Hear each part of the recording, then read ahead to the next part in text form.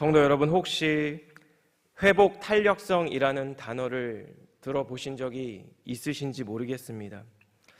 이것은 일종의 물리학 용어인데요. 어떤 시스템이나 재료가 외부의 변화나 충격에 대해 얼마나 빠르게 그리고 얼마나 효과적으로 원래의 상태로 회복되는지를 나타내는 개념입니다. 심리학에서는 어떤 실패나 어려운 상황 가운데 얼마나 빠르게 회복해서 이전의 정상적인 기능을 되찾을 수 있는지를 일컫는 말로 사용이 되고 있습니다. 이런 회복 탄력성을 갖는 것이 우리에게 좋은 일이겠죠. 그래서 이 세상에 있는 여러 학문들은 이러한 회복 탄력성을 증진시키기 위한 여러 조언들을 우리에게 전해주는데요. 쉽게 말하면 이것입니다. 결국은 몸과 마음의 좋은 건강을 유지하고 긍정적으로 생각하며 주변의 위로와 격려를 아끼지 않는 좋은 친구가 있을 때 우리는 좋은 회복 탄력성을 가질 수 있다라고 말해주고 있습니다. 여러분, 그렇다면 종종 커다란 실패나 고난이나 오늘 우리가 함께 읽은 이 본문의 말씀에 있는 이스라엘 백성과 같이 하나님의 징계 앞에 서 있는 그리스도인은 어떨까요? 세상이 말하는 것처럼 우리가 좋은 건강을 유지하고 긍정적으로 사고하며 좋은 사람들과의 만남을 갖게 되면 이러한 실패 앞에서, 고난 앞에서, 징계 앞에서 참된 회복을 경험할 수 있을까요? 오늘 본문에 나오는 이스라엘 백성들이 바로 이러한 자리에 있는 자들입니다. 그들은 이제 다시는 가나안 땅에 들어갈 수 있는 기회를 박탈당한 엄청난 실패와 하나님의 징계를 경험한 자들입니다. 가나안 땅에 대한 하나님의 약속을 신뢰하지 못하고 하나님의 명령에 불순종한 결과 갈렙과 여호수아를 제외한 모든 성인들이 단 한 사람 예외 없이 모두 광야에서 죽게 될 것이라는 심판과 징계의 말씀을 들은 민족이기 때문입니다. 여러분, 그렇다면 우리 역시 때때로 하나님의 징계와 하나님의 심판을 경험할 때가 있죠. 이러한 실패와 고난 앞에서 우리는 어떤 마음과 태도로 주님 앞에 서야 할까요? 이 세상이 이야기하는 그런 실패를 대처하는 방법, 다시 원래의 자리로 돌아오는 이 방법과 하나님의 말씀인 이 성경이 전해주는 권면은 도대체 어떤 차이가 있는 것일까요? 이 시간 커다란 실패 앞에 서 있는 이스라엘 백성들의 모습을 통해 다시 한번 우리의 모습을 돌아보고 우리 안에 참된 회복을 허락하기 원하시는 우리 주님의 마음을 묵상하며 주님이 원하시는 바르고 온전한 태도가 무엇인지를 함께 살펴보는 그런 귀한 시간 되시기를 예수님 이름으로 축복합니다. 첫 번째로 우리 인생의 실패 앞에서, 하나님의 징계 앞에서 우리는 먼저 우리의 죄악을 돌이켜 참된 회개의 자리로 나아가야 한다는 것입니다. 40일간의 이 가나안 정탐이 끝나고 12명의 지휘관들이 공동체 앞에서 정탐의 결과를 보고합니다. 여러분, 똑같은 하나님의 약속을 받았고 똑같은 기간 동안 똑같은 가나안 땅을 보고 왔는데 갈렙과 여호수아를 제외하고 나머지 10명의 지휘관들은 모두 그 땅을 하나같이 악평하고 있습니다. 가나안 땅의 거주민은 아낙 자손과 같은 거인들이요, 그 가나안 땅은 거주민을 삼키는 땅이며 그에 비해 우리는 메뚜기와 같다라고 말하고 있는 것입니다. 여러분, 이와 같은 말을 들은 이스라엘 백성들이 어떤 반응을 보였을까요? 민수기 14장 1절을 보시면 온 회중이 소리를 높여 부르짖으며 밤새도록 통곡했다라고 전달합니다. 여러분, 하나님께서 주시겠다라고 약속하신 약속의 땅을 보고 왔는데 모세와 아론을 원망하죠. 차라리 애굽이나 이 광야에서 죽었으면 좋았겠다라고 하소연합니다. 새로운 지휘관을 세워서 애굽으로 돌아가자라는 말도 합니다. 여러분, 이스라엘 백성이 이같이 불평하고 원망하고 하나님의 약속을 멸시하고 하나님을 대적한 결과가 민수기 13장 29절 이하에 이렇게 기록되어 있습니다. 너희 시체가 이 광야에 엎드려질 것이라. 너희 중에서 20세 이상으로서 계수된 자 곧 나를 원망한 자 전부가 여분의 아들 갈렙과 눈의 아들 여호수아 외에는 내가 맹세하여 너에게 살게 하리라 한 땅에 결단코 들어가지 못하리라. 32절입니다. 너희의 시체는 이 광야에 엎드려질 것이요 너희의 자녀들은 너희의 반역한 죄를 지고 너희의 시체가 광야에서 소멸되기까지 40년을 광야에서 방황하는 자가 되리라. 오늘 본문 39절에 나오는 모세가 이스라엘 백성에게 전한 이 말이 바로 방금 제가 읽어드린 하나님의 징계와 심판의 말씀입니다. 이스라엘 백성들은 하나님의 이 말씀이 단순히 경고나 빈말이 아니라는 것을 곧바로 경험하게 되었습니다. 여호수아와 갈렙을 제외한 10명의 정탐꾼들이 이스라엘 백성을 선동했던 그 10명의 지휘관들이 여호와 앞에서 재앙으로 즉사하게 된 것입니다. 그래서 오늘 본문 39절을 보시면 이스라엘 백성이 크게 슬퍼하죠. 여러분, 이스라엘이 애통해하고 슬퍼하는 것은 어떤 의미일까요? 회개에서 나오는 것일까요? 제가 40절을 읽겠습니다. 아침에 일찍이 일어나 산 꼭대기로 올라가며 이르되 보소서 우리가 여기 있나이다. 우리가 여호와께서 허락하신 곳으로 올라가리니 우리가 범죄하였음이니이다. 자신들이 하나님께서 약속하신 땅으로 올라가겠다라고 말하는 이스라엘은 우리가 범죄하였습니다라고 자신들의 죄악을 고백합니다. 히브리어로 범죄하다는 것은 표적을 놓치고 길을 잃다라는 의미를 전달하는 단어입니다. 하나님께서 정해 놓으신 트랙을 벗어나는 것이, 그 범위를 벗어나는 것이 죄악이라는 것입니다. 여러분, 그렇다면 이스라엘에게 있어서 바른 길, 바른 범위는 무엇이었을까요? 눈에 보이는 가나안 땅의 아낙 자손이 아무리 크고 강해 보일지라도, 저들의 성읍이 아무리 크고 견고해 보일지라도, 이스라엘 백성들의 수가 아무리 많아 보일지라도 이 가나안 땅을 이스라엘에게 주시겠다 약속하신 그 하나님의 약속의 말씀을 신뢰하는 것입니다. 눈앞에 문제가 아니라 하나님만을 바라보는 것입니다. 그래서 주님의 능력과 힘으로 그 땅을 취하는 것이 하나님께서 그들에게 주셨던 바른 목표이자 바른 길이었다라는 것입니다. 여러분, 이러한 하나님의 기준은 이스라엘 백성들이 하나님의 약속을 받은 이후에 그 말씀을 멸시하고 하나님을 대적한 이후에도 동일합니다. 하나님에 대한 불신과 불신앙으로 하나님의 징계를 받은 이스라엘 백성들을 향한 하나님의 뜻은 여전히 동일하다는 것입니다. 다시 원래의 자리로 주님이 정해 놓으신 그 범위 안으로 돌아가는 것입니다. 민수기 14장 25절 말씀을 보시면 내일 돌이켜 홍해길을 따라 광야로 들어갈지니라. 이것이 이스라엘을 향한 하나님의 뜻이었습니다. 여러분, 그들에게 광야는 어떤 곳일까요? 그들에게 광야는 징계의 자리이고 심판의 자리입니다. 그들에게 광야는 그들이 곧 죽게 될 죽음의 자리입니다. 그러나 이것이 하나님의 뜻이라면 그리로 들어가는 것이 참된 회개라는 것입니다. 그들은 우리가 하나님께 범죄했습니다. 이스라엘이 가나안 땅에 들어가게 해주세요라고 고백하죠. 저 광야 땅에 다시 가지 않게 해주세요라고 하소연합니다.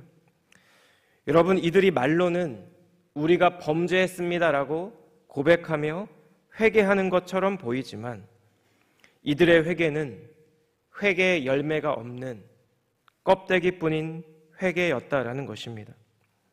사랑하는 여러분, 저와 우리 성도님들이 믿고 있는 하나님은 우리가 회개할 때 우리의 죄를 용서해 주시는 하나님임을 우리는 믿고 있습니다. 모세가 이스라엘 백성을 두고 중보기도 한 것처럼 주님은 주님의 크신 인자하심을 따라 회개하는 자에게 긍휼을 분명히 베풀어 주시는 그런 하나님입니다.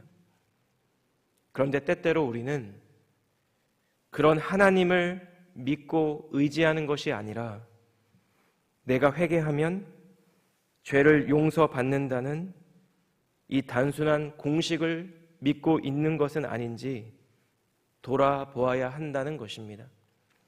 시편에는 다윗의 참회시가 7편이 있는데 그 중에 가장 대표적인 게 51편입니다. 부하의 아내를 간음하고 그 부하를 전쟁에서 죽인 다윗을 하나님께서 나단을 통해 책망하시죠. 이때 다윗이 회개하며 지은 시가 시편 51편인데요. 51편 17절에 이렇게 기록되어 있습니다. 하나님께서 구하시는 제사는 상한 심령이라 하나님이여 상하고 통회하는 마음을 주께서 멸시하지 아니하시리라. 여러분, 주님께서 이스라엘 백성에게 원하셨던 마음은 상하고 통회하는 심령이었습니다. 그들의 죄악으로 인해 마음 아파하시는 그 주님의 마음을 헤아리는 것이었습니다. 그리고 광야길로 가라는 주님의 명령에 순종하는 것, 이것이 하나님께서 그들에게서 발견하기 원하셨던 온전한 회개의 열매라는 것입니다. 여러분, 그렇기에 우리 인생에 어떠한 실패 앞에서 나의 연약함과 나의 죄악으로 무너진 나의 삶의 자리에서 그 무엇보다 회복되어야 하는 것은 상하고 통회하는 마음이라는 것입니다. 내 안에 있는 불순종, 불신앙의 마음을 돌아보며 참된 회개의 자리로 그리고 참된 순종의 자리로 나아가야 한다는 것입니다. 상하고 통회하는 이 심령을 주님께서 멸시하지 않는다는 다윗의 고백과 같이 실패와 고난의 자리에서 낮은 마음으로 겸손한 마음으로 주님 앞에 서는 저희 모두에게 주님의 인자하심과 긍휼의 은혜가 있기를 우리 주님의 이름으로 축복합니다. 그래서 참되고 온전한 회복의 자리로 다시 한번 그 주님 앞으로, 그 주님의 은혜의 보좌 앞으로 나아가는 우리 사랑하는 성도님들 되시기를 우리 주님 이름으로 축복합니다. 두 번째로, 우리의 커다란 실패 앞에서, 하나님의 징계 앞에서 우리는 주님의 동행하심을 구해야 합니다. 모세는 이스라엘에게 산으로 올라가지 말라고 경고하죠. 41절을 보면 모세가 이렇게 말합니다. 모세가 이르되 너희가 어찌하여 이제 여호와의 명령을 범하느냐, 이 일이 형통하지 못하리라. 여러분, 모세가 이스라엘로 하여금 가나안 땅에 가지 말라고 하는 커다란 이유는 무엇일까요? 이것이 여호와 하나님의 뜻이 아니기 때문입니다. 이것이 여호와의 뜻이 아니라는 말은 이제 곧 그들이 가나안 족속과 싸우게 될 때 하나님께서 그들과 함께 하시지 않는다는 것을 의미한다는 것이죠. 그래서 본문 42절과 43절에서 모세가 이렇게 말합니다. 여호와께서 너희 중에 계시지 아니하니 올라가지 말라. 너희의 대적 앞에서 패할까 하노라. 아말렉인과 가나안인이 너희 앞에 있으니 너희가 그 칼에 망하리라. 너희가 여호와를 배반하였으니 여호와께서 너희와 함께하지 아니하시리라 하나. 여러분, 이스라엘이라는 이 말은 여호와께서 통치하신다, 하나님께서 싸우신다라는 의미를 담고 있는 말입니다. 그렇게 이스라엘에게 있어서 전쟁이란 사무엘상 17장의 다윗의 고백과 같이 하나님께 속한 것이죠. 이스라엘 백성이 출애굽을 할 때 앞에는 홍해가 가로막혀 있고 뒤에는 애굽의 전차 부대가 쫓아오던 순간이 있었습니다. 이스라엘은 아수라장이 되었죠. 두려움에 여호와께 부르짖으면서도 모세와 아론을 원망합니다. 도대체 애굽에 매장지가 없어서 우리를 이 광야에서 죽게 하느냐고 모세를 원망합니다. 여러분, 그런 이스라엘 백성에게 모세가 한 말이 출애굽기 14장 13절과 14절에 이렇게 기록되어 있습니다. 모세가 백성에게 이르되 너희는 두려워하지 말고 가만히 서서 여호와께서 오늘 너희를 위하여 행하시는 구원을 보라. 너희가 오늘 본 애굽 사람을 영원히 다시 보지 아니하리라. 여호와께서 너희를 위하여 싸우시리니 너희는 가만히 있을지니라. 여러분, 이스라엘에게 있어서 전쟁의 승패를 가르는 가장 중요한 것은 그들의 군사력이나 그들의 정보력이나 그들에게 용맹함이 아니었습니다. 하나님께서 오늘 그들과 함께 하시느냐 아니면 그들과 함께 하시지 않느냐, 이것이 이스라엘의 전쟁의 성패를 갈랐다라는 것입니다. 오늘 본문의 이스라엘 백성을 향한 모세의 선언이 무엇일까요?